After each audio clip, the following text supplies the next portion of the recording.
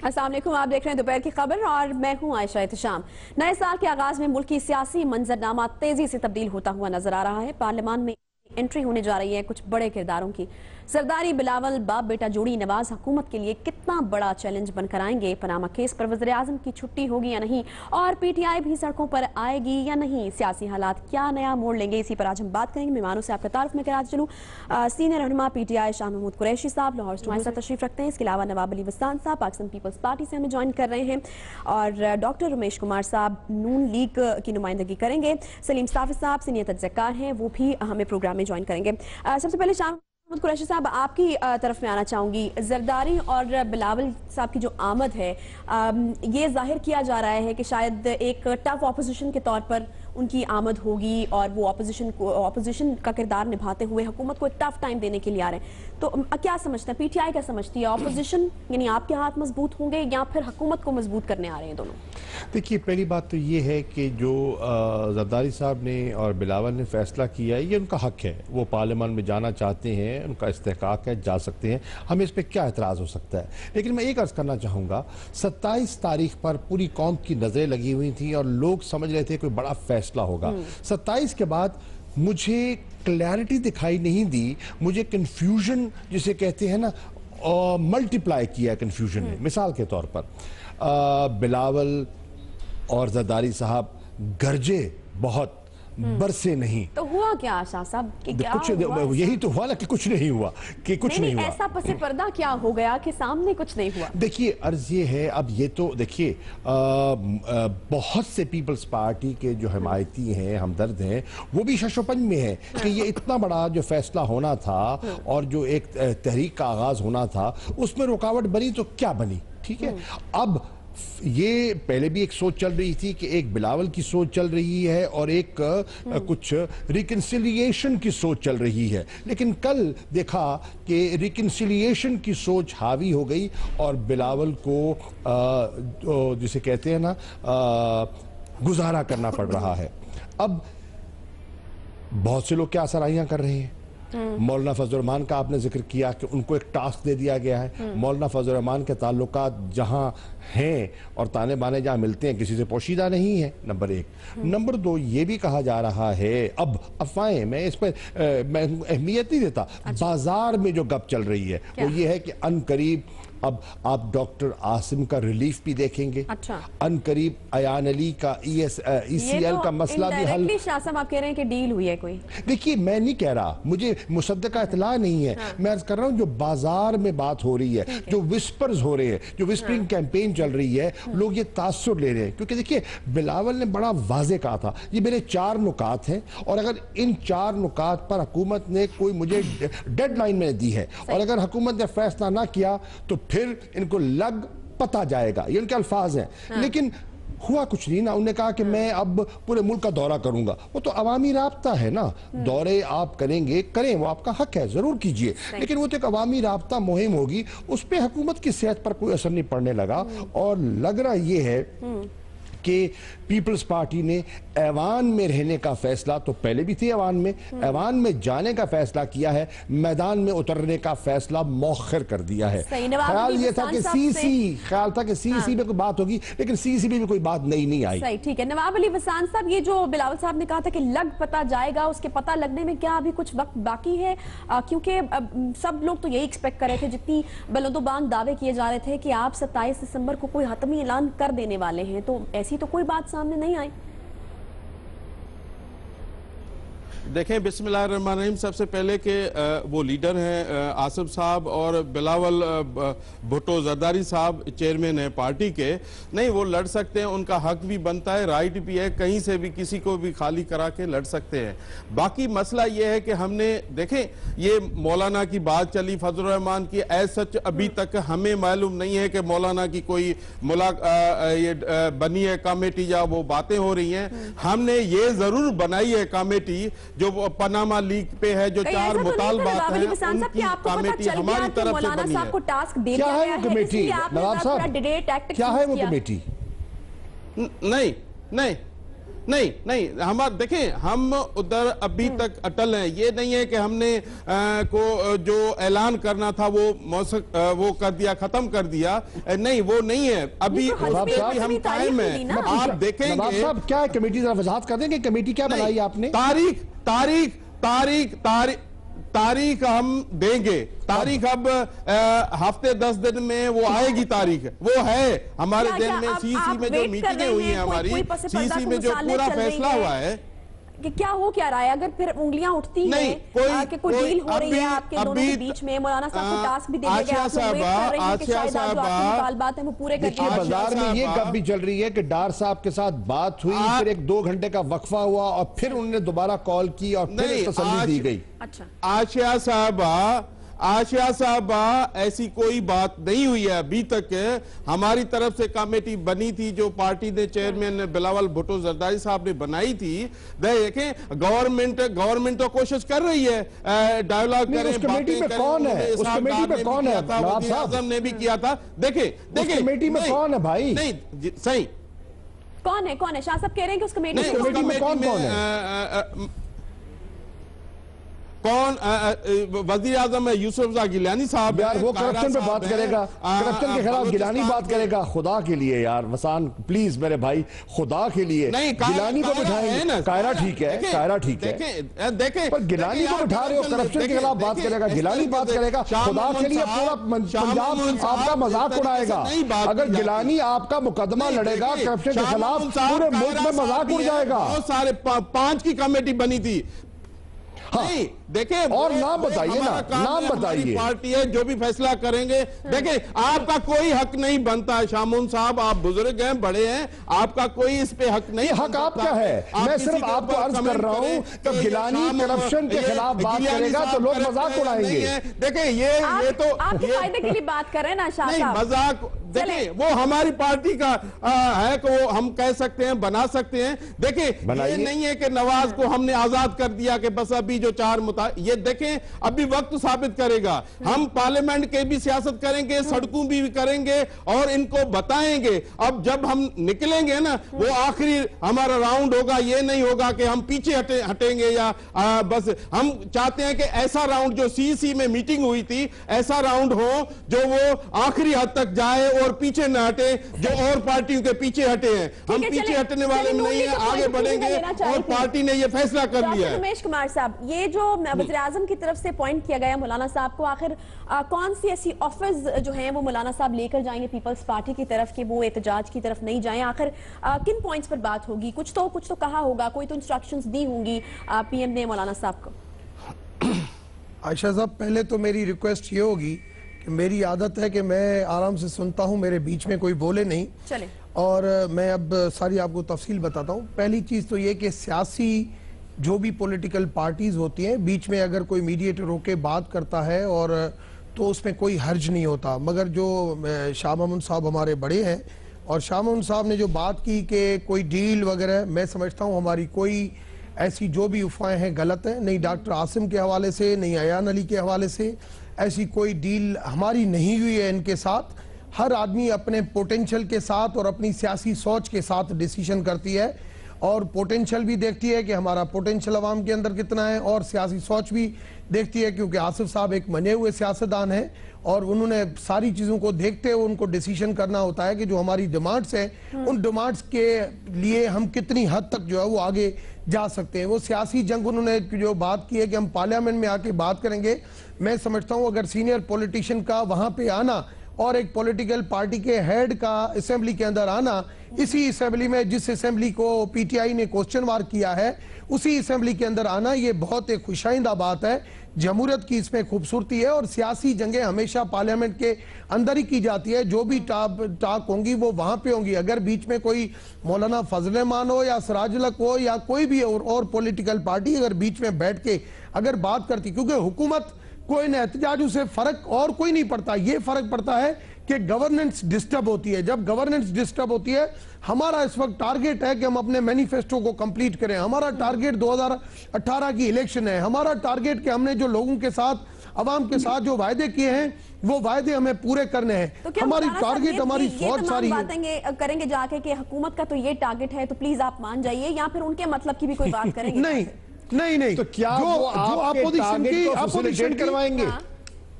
वो आपके टारगेट को फैसिलिटेट करवाने के लिए नामजद किया गया। मैं शामुन साहब उस बात के ऊपर आता हूं, बात यह है कि अपोजिशन की अपनी पॉइंट स्कोरिंग होती है, गवर्नमेंट अपनी चीज के ऊपर अड़ी हुई होती है।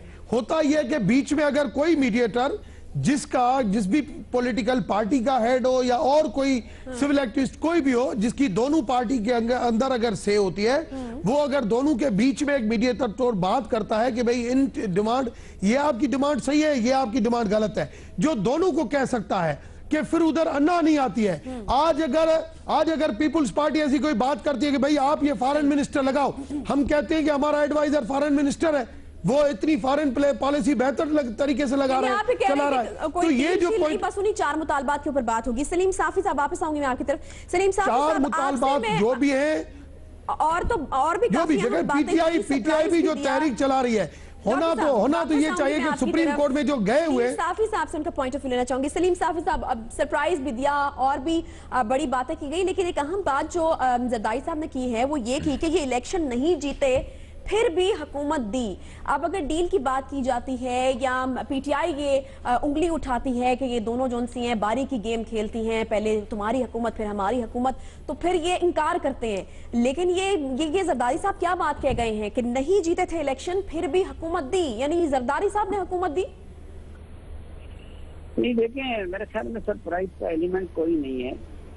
ये जो हमारे सियासी कायदीन होते हैं सब, वो अपनी अपनी सर्वाइवल के लिए ड्रामे करते हैं, और बदकिस्मती से हम मीडिया वालों की इस वक्त ये ड्रामाबाजी हमारी भी मजबूरी बन गई है। तो हम कभी एक के ड्रामे को तवज्जो दे देते हैं, कभी दूसरे को, कभी तीसरे को, खुद भी तवक्कुआत लगा बैठते हैं और आवाम की भी तवक्कुआत वाबस्ता कर लेते हैं। जो एक सियासत की तालिब इल्म की हैसियत से मैं देख रहा हूँ, तो पिछले कई सालों से जो पीपल्स पार्टी है या पीटीआई है, उन दोनों ने हमेशा हुकूमत के काम को आसान किया है। मसलन आप देखिए कि इस वक्त जब जरदारी साहब और बिलावल साहब आएंगे पार्लियामेंट में, तो इससे मियां नवाज शरीफ को और सिस्टम को तक़वियत मिलेगी।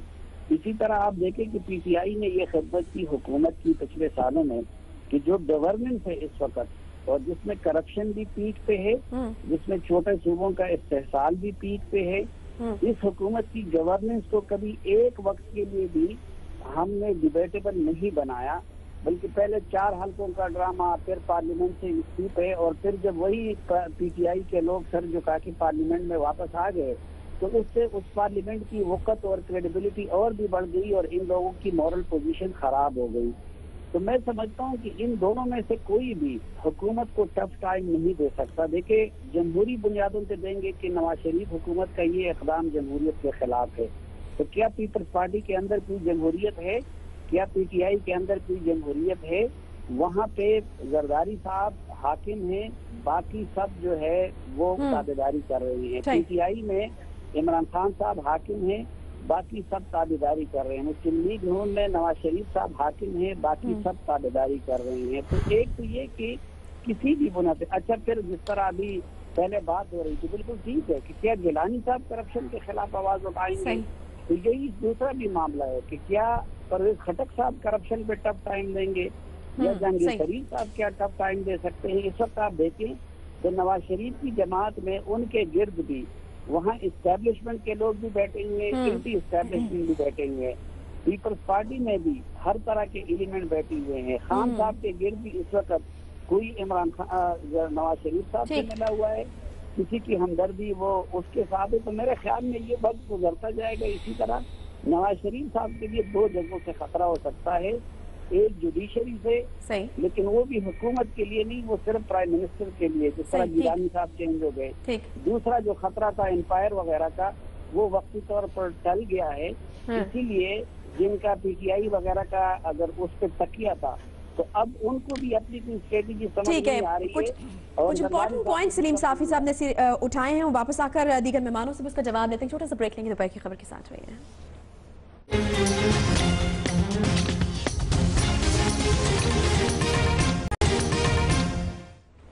Welcome back. दोपहर की खबर में एक बार फिर से आपको खुशामदीद कहते हैं। शाह साहब, आपसे मैं शुरुआत करूंगी। एक तासुर ये भी पाया जा रहा है कि शायद जो पाकिस्तान पीपल्स पार्टी है वो बहुत क्लेवरली जो आपका एक इमेज था हकीकी ऑपोजिशन का, या पाकिस्तान में जो डिस्कशन होती थी तो एक जहन में यही तासुर उभरता था कि एक तरफ हुकूमत और दूसरी तरफ पीटीआई। ऑपोजिशन का वो जो इमेज है वो आपसे किसी तरीके से शायद छीन रही है, और पार्लियामेंट में वापस आकर वो जो जगह आप खाली छोड़ जाते हैं एक तरफ तो उसको फिलअप करेगी, और दूसरा वो ये शो करा के कि उनकी प्रेजेंस पार्लियामेंट में है और वो फेस कर रहे हैं गवर्नमेंट को, या वो डिफेंड कर रहे हैं चीज़ों को, वो अपना जो कि ऑपोजिशन का इमेज है वो वापस ला रही है जो खो गया था। नहीं, बात ये नहीं है। बात ये कि पार्लियामेंट में तो पहले मौजूद है। पार्लियामेंट में तो पीपल्स पार्टी की प्रेजेंस मौजूद है। लीडर जो ऑपोजिशन किसका है पार्लियामेंट में? पीपल्स पार्टी के है ना, पीटीआई के तो नहीं है। तो सेंट्रल रोल। लेकिन आपको नहीं लगता कि अब अगर ऑपोजिशन लीडर बिलावल या जरदारी साहब में से कोई होता है तो वो जो बात कहेंगे उसकी जो देखिए पार्लियामेंट, यकीनन देखिए पार्लियामेंट की अपनी अहमियत है और उसे इनकार नहीं किया जा सकता, और पार्लियामेंट का बड़ा इंपॉर्टेंट रोल होता है, उसको तस्लीम करना चाहिए। लेकिन पार्लियामेंट के बाद भी एक दुनिया है ना। अब इस वक्त तवक्को ये की जा रही थी कि बिलावल बाहर निकलेंगे और बात करेंगे। अब जो उनने तासुर जो कल की गुफ्तगू से मिला है और जो पीपल्स पार्टी के लोगों से फीडबैक मिल रहा है वो ये है कि उसको फिलहाल मौखर कर दिया गया है। जो बिलावल की सोच थी, जो बिलावल की हिकमत अमली थी, वो अब सेकेंडरी पोजीशन में चली गई है, और जरदारी साहब की सोच जो है वो हावी हो गई है, प्रिवेल कर रही है। और उनकी असेंबली में आने, अब मिसाल के तौर पर एक सेकंड, मिसाल के तौर पर मुझे बताइए कि नेशनल लीडरशिप है, ये कह रहे हैं कि बिलावल भुट्टो हमारी पार्टी के चेयरमैन है, ठीक? अब नेशनल लीडरशिप ने इंगेज करना है। अब वहां जरदारी साहब बैठे होंगे, बिलावल बैठे होंगे, वो किसकी तरफ देखेंगे? ऑब्वियसली जरदारी साहब की तरफ देखेंगे, सीनियर हैं, तजर्बाकार हैं। तो बिलावल तो ओवरशैडो हो गया ना, तो बिलावल को तो आपने क्लिप्स कर दिया। इससे मैं समझता हूं कि इस फैसले से वो उनका अपना हक है, वो फैसला कर सकते हैं, लेकिन इस फैसले से बिलावल को फायदा मेरी राय में नहीं पहुंचेगा, एक। और दूसरा, जो उन्होंने अपना फैसला मौखर कर दिया है, अब कहा 27 को, अब कहना हफ्ते 10 दिन में कमेटी। कौन सी कमेटी? देखिए उस कमेटी में कमर जमान कह रहा है, ठीक है, अच्छे आदमी है, शेरी रहमान है, बिल्कुल ठीक है, इस तरह पता नहीं और है। अब उन्होंने नाम लिया गिलानी साहब का। अब गिलानी साहब जब बैठ के पैनामा पे गुफ्तगू करेंगे तो कौन उनकी बात सुनेगा? लोग कहेंगे भाई आप तो पहले अपना सवाल दीजिए ना, 5 साल आप मुल्क के वजीर आजम रहे हैं। अब बात हो रही थी, कल मोहतरमा की नामी बरसी थी, शहादत थी उनकी, और 27 तारीख को जिक्र हो रहा था हर चैनल पे कि 9 साल बीत गए, 9 साल में अभी तक उनके कातिल बेनकाब नहीं हो सके। किसने फाइनेंस किया? कौन पीछे था? ठीक, हुकूमत में कौन था? 5 साल तो हुकूमत में गिलानी साहब वजीर आजम थे, रहमान अली साहब इंटीरियर मिनिस्टर थे। ये पहले तो बिलावल इनसे पूछे कि भाई तुम्हारे पास हुकूमत थी, इदारे तुम्हारे पास थे, ISI तुम्हारे नीचे थी, IB तुम्हारे नीचे थी, पुलिस FII तुम्हारे नीचे थी, तुमने क्या किया? तुम बताओ ना, कौम को बताओ, PTI PPP के वर्कर को बताओ कि तुमने क्या किया। ये अब बताएं।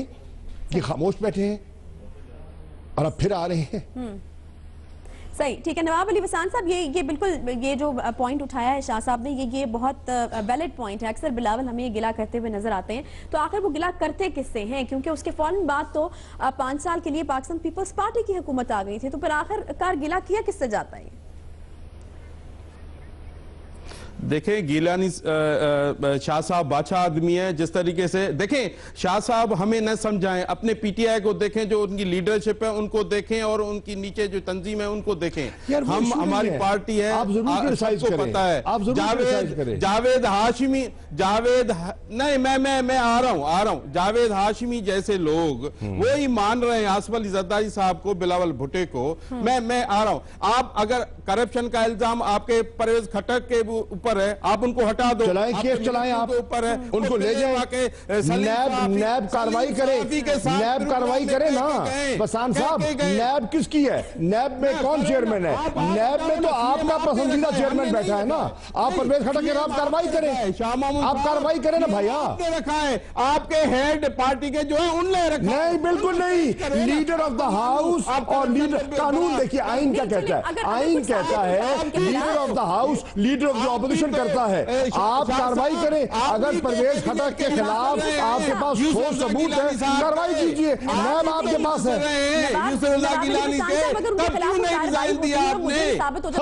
पूछे आप जरदारी साहब से, पूछे आप। हम वापस टॉपिक की तरफ आते हैं। नवाब साहब, एक पॉइंट जो शाह साहब ने उठाया था वो ये भी था कि शायद ओवरशैडो हो जाएंगे बिलावल।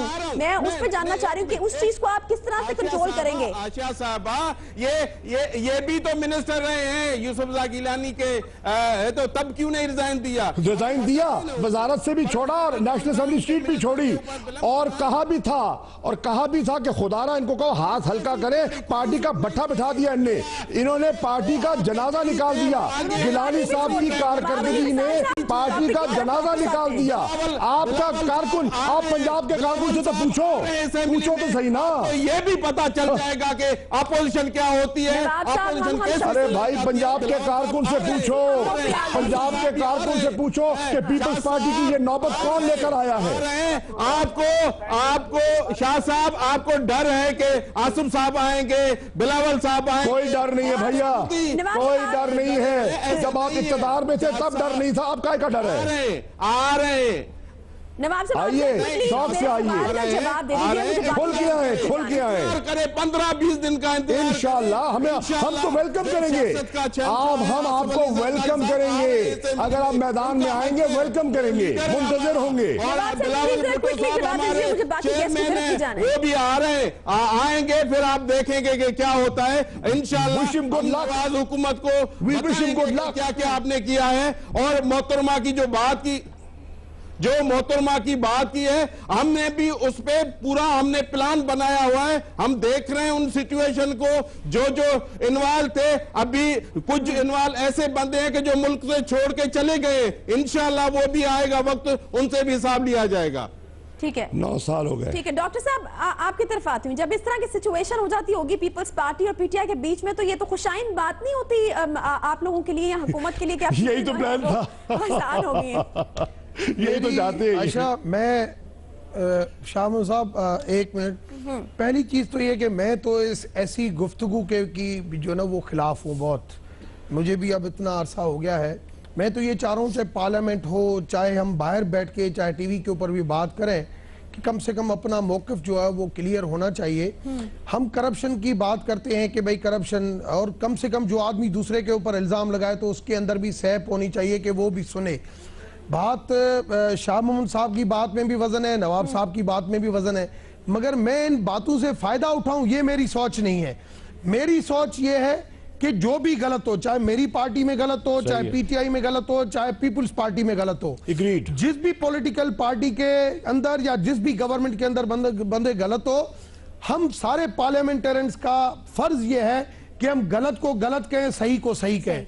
हमें रियलिस्टिक होना पड़ेगा। हमें मुल्क को सही ट्रैक के ऊपर लेके जाना है, तो हमें पार्टी से ज्यादा सच और हक, जो सियासत एक इबादत है, सियासत एक अदाकारी नहीं है कि आज हम उधर बैठे तो उसकी तारीफ करें, कल उधर बैठे उसकी तारीफ करें। नहीं, सियासत एक इबादत है। हमें सच और हक की बात करनी चाहिए। चाहे किसी सूबे के अंदर अवाम जिस भी सूबे में रहती है, उस अवाम की नेशनलिटी पाकिस्तान की नेशनलिटी है। उस अवाम की नेशनलिटी सिंध की या केपीके की या पंजाब की नेशनलिटी नहीं है, उसकी पाकिस्तान। कहीं पे भी पाकिस्तान की नेशनलिटी का बंदा पाकिस्तान की तरक्की मुतासर होती है, कहीं पे भी हो, तो उसके लिए हमें इदारों को बिल्कुल एक्टिव होना चाहिए। हमारे इदारे अप टू मार्क कभी भी काम नहीं कर रहे। हमें उन चीजों के ऊपर गवर्नमेंट के साथ बैठ के अपोजिशन ने एक पॉजिटिव रोल, मैंने क्यों कहा कि आसिफ साहब अगर आ रहे हैं, नैब के खिलाफ अदम एतमाद कर दिया है, वजीर दाखिला ने कर दिया। मैं शामुन साहब, मैं उसके ऊपर आता हूं।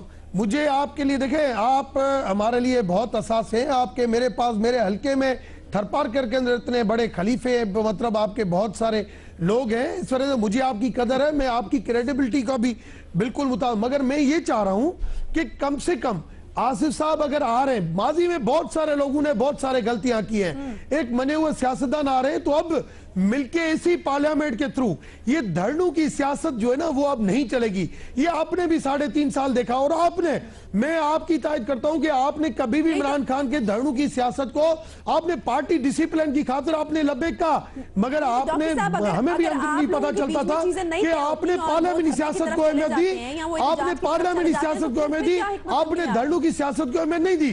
पार्टी डिसिप्लिन के साथ आप इमरान खान के साथ रहे। मैं समझता हूं आपका रोल, आपकी स्पीचेस, आपके टॉक्स असेंबली के अंदर भी बहुत पॉजिटिव होते हैं। तो हम असेंबली के अंदर बैठ के आप जैसे सीनियर पॉलिटिशियन हो, आसिफ साहब जैसे सीनियर पॉलिटिशियन हो, मियां मोहम्मद नवाज शरीफ जैसे 3rd टाइम प्राइम मिनिस्टर बनने जैसे सीनियर पॉलिटिशियन, बैठ के उसी पार्लियामेंट के अंदर इन इदारों को मजबूत करें, मुल्क की खिदमत करें, मुल्क के इदारों, मुल्क के लिए जिस भी बगैर किसी तफरी, बगैर किसी ऐसे हम काम करें, क्योंकि अपोजिशन का रोल 18th अमेंडमेंट के बाद बहुत इंपॉर्टेंट हो गया है, चाहे प्रोविंशियल गवर्नमेंट के हवाले से, चाहे ऑटोनोमस बॉडीज के हवाले से। सलीम साहब आपकी तरफ में आऊंगी। ये तो बहुत अच्छी बातें एक साथ ही जो है वो डॉक्टर रमेश कुमार साहब ने कर दी, काफी जो है वो पॉजिटिव और अच्छी किताबी बातें। लेकिन आपसे मैं जानना ही चाहूंगी कि आपकी जो सियासी बसीरत है वो क्या कहती है कि आगे क्या होने जा रहा है अगले आने वाले कुछ दिनों में? आप देख रहे हैं कि सड़कों पर होगी पीपल्स पार्टी और उसके साथ पीटीआई भी, या फिर आपको लगता है कि हो जाएगी मुफाहमत, वो जो जिसका टास्क मौलाना साहब को दिया गया है? देखिए, मैं समझता हूँ कि ये तीनों जमातें एक दूसरे के बारे में जो कुछ फरमाती है बिल्कुल दुरुस्त फरमाती है। मसलन जो पीटीआई हुकूमत के बारे में कहती है बिल्कुल ठीक कहती है, जो हुकूमत और पीपल्स पार्टी इनके बारे में कहती है वो भी बिल्कुल ठीक कहती है, और जो वो पीपल्स पार्टी के बारे में कहते हैं वो भी बिल्कुल ठीक कहते हैं। इसलिए मैं तो कहता हूँ कि इसी तरह चलता रहेगा। मसलन सलीम साहब ये तो आप अवाम को मायूस कर रहे हैं कि जो दोनों एक दूसरे के बारे में कहते हैं वो बिल्कुल ठीक कहते हैं, तो बड़ी खतरनाक बात है। नहीं, अवाम को नहीं, अवाम को लीडर मायूस कर रहे हैं, अवाम को उम्मीद दिलाना इनका काम है। मसलन अभी बिल्कुल मैं तो ये कहता हूँ ना, कल भी मैंने लिखा है कि सिर्फ सीपेक के मामलों को ले ले या जो